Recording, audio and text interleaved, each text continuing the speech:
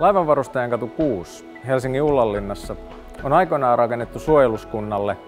Myöhemmin se toimi puolustusvoimaan käytössä ja nyt vuonna 2015 siihen on valmistunut 29 hyvin erikoista ja erilaista asuntoa. Tämä on 105-neliöinen kaksio, joka tarkoittaa sitä, että makuuhuone on järjettömän iso.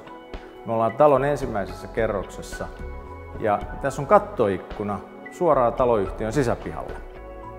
Sieltä tulee kivasti valoa jo muutenkin vaaleeseen ja kauniiseen asuntoon. Asunnossa on myös sauna.